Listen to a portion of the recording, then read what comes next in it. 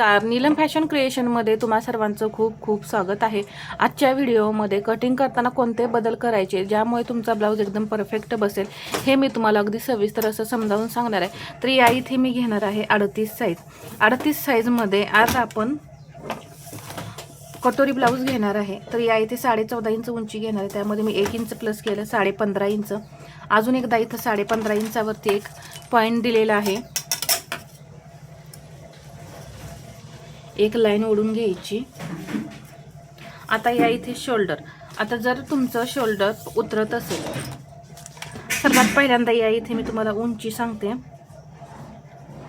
14.5 plus 1 15.5।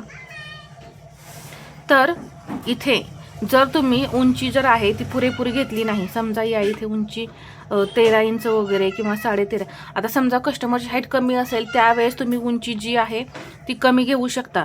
परंतु जर कस्टमरची height बरोबर असेल आणि तुम्ही जर उंची कमी घेतली ब्लाऊजची तर शोल्डर तुमचं जे आहे ते नक्की पुढे येणार आहे, कारण जी क्रॉसपट्टी इथं हवी आहे ती तुमची जर इथं तयार झाली तर हा ब्लाऊज मॅनेज होण्यासाठी पूर्ण आपला असा खाली येणार आहे, त्यामुळे शोल्डर उतरणार। त्यासाठी आपल्याला सर्वात पहिल्यांदा ब्लाऊजची जी उंची आहे ती परफेक्ट घ्यायची, हे लक्षात घ्या। आता या इथे शोल्डर घेणार आहे मी 5.5, अजून एकदा असं 5.5 इंचावरती मार्किंग करून घ्यायचं। आता इथे अजून एक सांगते, जर तुमचं शोल्डर उतरत असेल किंवा 5.5 इंच घेऊन, म्हणजे आपण जसं रेग्युलर 5.5 इंच शोल्डर आणि मुंडा 6 इंच घेतो त्या पद्धतीने घेऊन पण जर तुमचं शोल्डर उतरत असेल तर तुम्ही यामधून अजून एक 5 इंच शोल्डर कमी करू शकता। तर मी 5.25 इंच या इथे शोल्डर घेऊन दाखवते, पहा अशा पद्धतीने तुम्ही बदल करायचा। आता आपण कुठे बदल केला, शोल्डरमध्ये, आणि मुंडा इथे घेणार आहे मी 6 इंचच, ठीक आहे। मुंडा किती घेतला मी, 6, आणि शोल्डर 5.25। आता इथे मी शोल्डरची रुंदी जी आहे ती कमी करून घेतलेली आहे।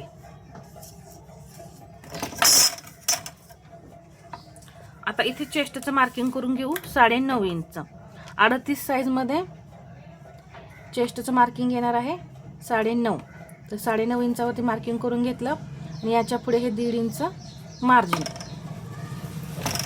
कंबर 32 आहे, त्याचा चौथा भाग 8, त्यामध्ये 1 इंच टक्ससाठी आणि त्याच्या पुढे हे 1.5 इंच मार्जिन।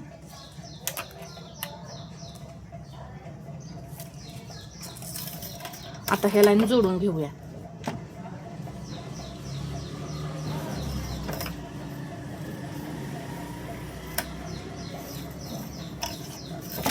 हे जोडून झाल्यानंतर आता मी मुंड्याला आकार देणार आहे। 1.25 इंचावरती मुंडा द्यायचा आहे, मुंड्याला आकार द्यायचा आहे पाठीमागच्या 1.2। आता इथे घेणार आहे मी 1 इंच, इथे घेणार आहे अर्धा इंच, आणि जी मुंड्याची उंची आहे टोटल 6 इंच त्याचा मी असा सेंटर करून घेतला, पहा इथे 1.25 इंच,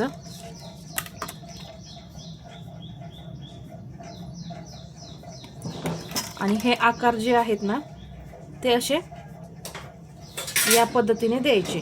हा झाला आपला पाठीमागचा मुंडा। आता इथे मुंड्यामध्ये घोळ येत असेल किंवा तुमचा मुंडा टाईट होत असेल, मुंडा लूज होत असेल, तर इथं एवढं ड्राफ्टिंग झाल्यानंतर, पूर्ण ड्राफ्टिंग करायच्या आधी फक्त एवढं हा पाठीमागचा भाग आपला ड्रॉ झाल्यानंतर तुम्हाला काय करायचं आहे, मुंडा मोजायचा आहे। तर इथे मी हा अर्धा इंच शिलाई मार्जिन सोडणार आहे शोल्डर जोडण्यासाठी, आणि इथे मी शोल्डर जे मुंडा घेर आहे तो मोजून घेणार आहे। मुंडा जो आहे तो आपल्याला लागणार आहे 8.5 इंच।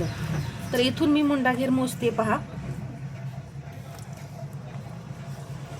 आता मला इथं मुंडा घेर किती मिळालेला आहे, 9, आणि मला किती लागणार आहे 8.5। तर यामुळे काय होईल, आता आपण जर आहे असं हे जर कटिंग केलं तर काय होईल, मुंडा लूज होईल। किती इंचाने, 1 इंचाने, कारण हा पाठीमागचा मुंडा अर्धा इंच जास्त आहे आणि पुढचा मुंडा सुद्धा अर्धा इंच आपला जास्त होणार। असं टोटल 1 इंच जर मुंडा लूज पडला तर नक्कीच तुमच्या मुंड्यामध्ये ब्लाऊज लूज होऊन शोल्डर पण उतरणार। इथं जर लूज झालं ना या इथे, तरी सुद्धा शोल्डराचं इथं पूर्ण जी पट्टी आहे ती लूज राहणार आहे, त्यामुळे शोल्डर उतरणार आहे। तर आता इथं आपल्याला काय गरज आहे, मुंड्याची उंची कमी करण्याची गरज आहे। तर इथं मी 3 लाईन होतील, 3 पॉईंट होतील एवढा मुंडा मी या इथे कमी करून घेईन। तर आधी मी इथं मुंड्याची उंची जी मी आता किती घेतली हे सांगते, पहा 3 लाईन बरोबर 5.5 आणि वरती 1 पॉईंट एवढी उंची मी या इथे कमी केली। 5.5 आणि वरती 1 पॉइंट घेतलेला आहे पहा. आता इथून मी परत 1.25 इंचावरती आकार देणार आहे. 1 इंच आणि हे अर्धा इंच. आता सेंटर इथं येईल आपण जी उंची कमी केल्यामुळे. आता मी इथं मुंड्याला आकार दिले, मोजून घेऊया.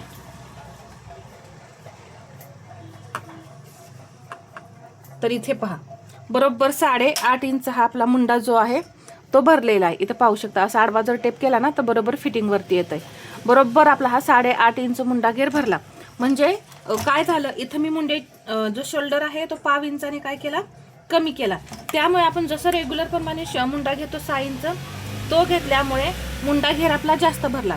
तर इथे 5.5 आणि वरती 1 पॉइंट एवढा मुंडा आहे. मग तुम्ही इथं 5.25 इंच मुंडा घेऊ शकता सरळ सरळ. आता इथे मी शोल्डरची पट्टी 2.5 इंच हवी आहे तर 3 इंच टाकणार. तर 2.25 इंच या इथे गळ्याची रुंदी राहिली. तरी सुद्धा जर तुमचं शोल्डर उतरत असेल तर सरळ सरळ इथून 2 इंच गळा रुंदी टाकायची. ठीक आहे. आता या इथे मी जसं सांगितलं इथं शोल्डर पट्टी कोणाला लागते बघा कशी, त्यानुसार जर तुम्हाला या इथे 2.25 इंच गळा असून पण जर तुमची गळ्या शोल्डर पडत असेल तर इथं 2 इंच इथं गळ्याची रुंदी ठेवायची. आता इथं मुंडा सुद्धा मी सांगितला, जर लूज असेल तरी पण तुमचा शोल्डर उतरणार आहे आणि टाईट असेल तरी पण तुमचं शोल्डर उतरणार आहे. पुढच्या मुंड्याला आकार देण्यासाठी मी इथून घेतलेला आहे 1.25 इंच 0.75. मुंड्याची उंची लक्षात ठेवा 5.1 एवढी आहे. तर तुम्ही सरळ सरळ 5.6 इंच लिहून घ्या. आता इथं हा जो सेंटर केलाय ना इथे 1.5 इंचावरती मी पॉइंट दिला. एक मी तिरकी लाईन ओढून घेते आणि या पद्धतीने मुंड्याला आकार दिला. असे सर्व पॉइंट जे आहेत ते चेक करायचे आहेत. आता 2 इंच गळ्याची रुंदी घेतलेली आहे. पुढचा गळा 6 आहे. 6.5 इंचावरती पॉइंट द्या. इथं 2.5 इंच घ्यायचं. जरी वरती 2 इंच असलं ना तरी या इथे 2.5 इंच घ्यायचं.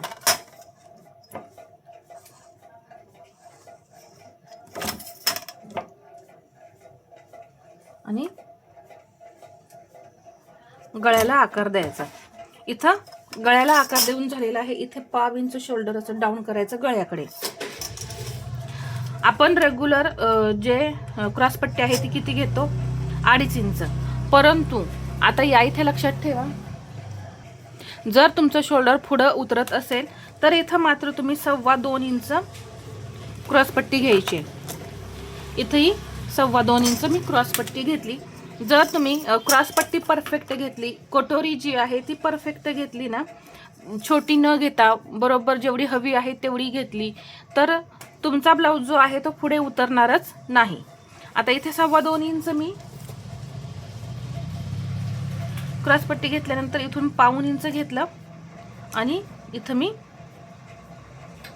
असे आकार दिले. आता इथं कटोरी घेणार आहे मी 5.6. इथे 5.6 इंच कटोरी घेतली आहे. तर इथं पण मी 5.6 इंचावरती मार्किंग करून घेतलं. एक सरळ लाईन ओढली. आता पहा, ही जर कटोरी तुम्ही इथं घेतली अशी 5 इंच वगैरे तर चेस्ट यामध्ये बसणार आहे का, नाही बसणार. हेवी बस्ट असल्यामुळे तुमची या कटोरी कमी असल्यामुळे हा ब्लाऊज छातीमध्ये परफेक्ट बसणार नाही आणि शोल्डर आपला आपोआप पुढे येणार आहे. त्यासाठी परफेक्ट कटोरी सुद्धा घ्यायची आहे. इथं घेणार आहे मी 1 इंच.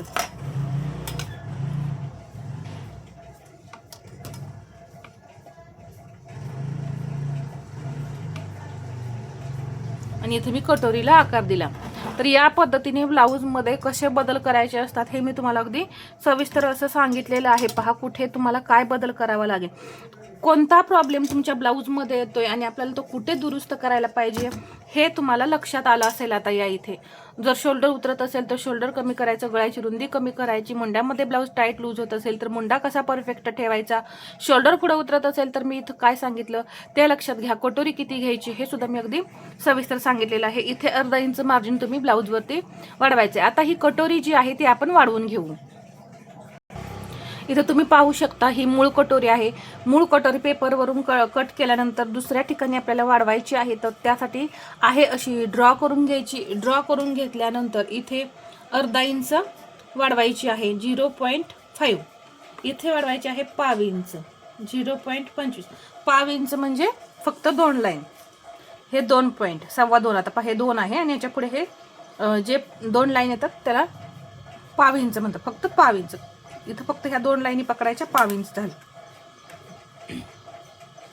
कटोरी वाढवताना इथे 1.5 इंच, इकडेही 1.5 इंच. आणि आता हा जो आकार आहे ना तो असा द्यायचा. इथे हा आकार असा द्यायचा. आता इथून पहा हे जे आपण वाढवलेली कटोरी आहे याचा असा सेंटर करून घ्यायचा आणि इथे ही 1.5 इंच वाढवायची.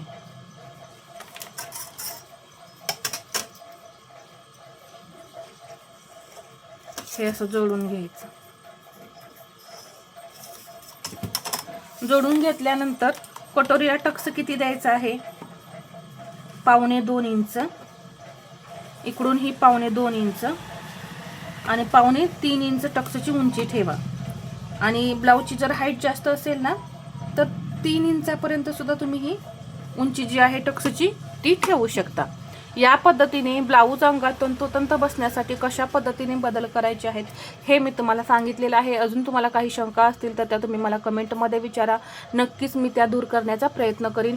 आणि हा व्हिडिओ तुम्हाला कसा वाटला हे मला कमेंटमध्ये सांगा. आणि व्हिडिओ आवडला असेल तर लाईक, शेअर आणि सबस्क्राईब करायला विसरू नका. धन्यवाद.